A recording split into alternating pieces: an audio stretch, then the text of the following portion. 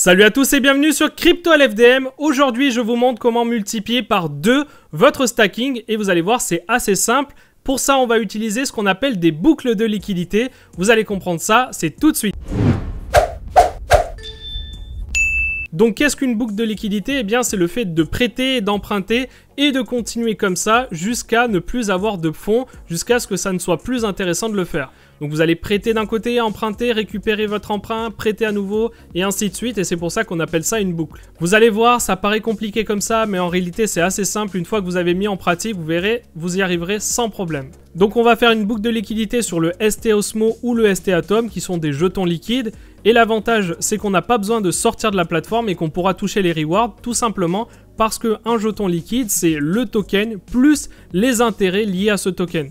Au lieu de stacker vos atomes, eh bien là, vous allez tout simplement bénéficier d'intérêts directement sur le prix du token, donc sur le ST Atom, sur le ST Osmo. Par exemple, le ST Osmo est supérieur en prix à l'Osmo, tout simplement parce que le ST Osmo est égal à l'Osmo plus les rewards de stacking accumulés. Donc c'est-à-dire qu'au lieu de reverser les rewards de stacking, ils sont directement intégrés au prix. Et voilà, on se retrouve maintenant sur Osmosis et on va obtenir des ST Atom. Pour ça, on a deux possibilités. Soit on va directement sur Osmosis, on swap des atomes contre des ST Atom, ou soit on va sur Stride et là on obtient des ST Atom contre des atomes, pareil.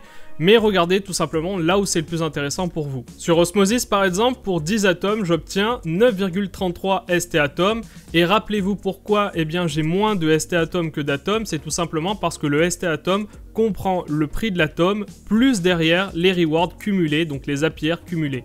Donc forcément, le ST Atom sera toujours plus haut en termes de valeur, en principe, que l'atome. Et c'est pareil d'ailleurs pour tous les jetons liquides. Maintenant, étant donné qu'on va utiliser la plateforme Yume, eh bien on va devoir acheter des Yume. Donc pour ça, on va aller tout simplement sur Swap, sur Osmosis, et on va taper Yume. Donc hop, et on va en acheter. Vous pourrez en acheter seulement un, ça suffira largement pour payer les frais de transaction. Ensuite, on retourne sur Asset maintenant, et on va withdraw nos ST Atom juste ici. On va les envoyer sur Stride, et on fait la même chose pour les Yume, on les envoie directement sur la blockchain Yume. Dans les deux cas, ils vont vous proposer d'ajouter automatiquement les blockchains, ce que vous accepterez évidemment. Ensuite, on se retrouve sur la plateforme Yume et on va arriver dans Market. Évidemment, vous vous connectez en haut à droite, juste là. Et dans Market, eh bien, vous allez sélectionner ST Atom juste là et vous allez faire transfert. On va transférer nos ST Atom de la blockchain Stride à la blockchain Yume. On sélectionne nos ST Atom juste ici et on fait transfert. Et en plus, l'avantage sur Stride, c'est qu'au préalable, vous n'avez pas besoin d'acheter des Stride pour payer les frais de transaction dans la mesure où ils sont gratuits en low et en average. Donc on se retrouve sur le dashboard de Yume et on va tout simplement prêter des ST Atom juste ici. Donc vous, normalement, vous voyez Supply, vous cliquez dessus. Vous voyez vos ST Atom et vous n'avez plus qu'à les sélectionner et à faire Supply. Ensuite, ce qu'on va faire, c'est qu'on va aller sur Borrow, sur Atom, parce qu'on va emprunter des atomes. Donc moi, c'est Manage juste ici, mais pour vous, c'est Borrow.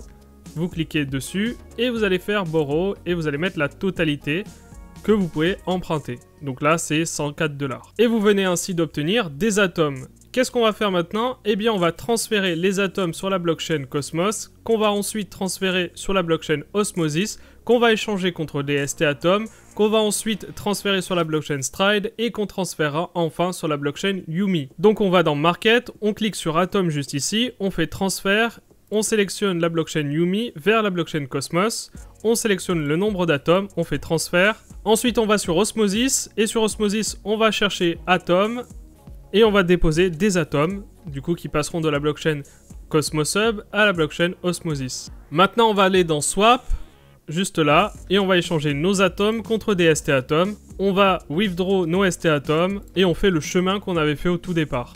On retourne maintenant sur Yume, on va dans Market et on va sur ST Atom. On fait transfert, on sélectionne les ST Atom. On retourne maintenant sur Dashboard et là, tout simplement, on va prêter à nouveau des ST Atom.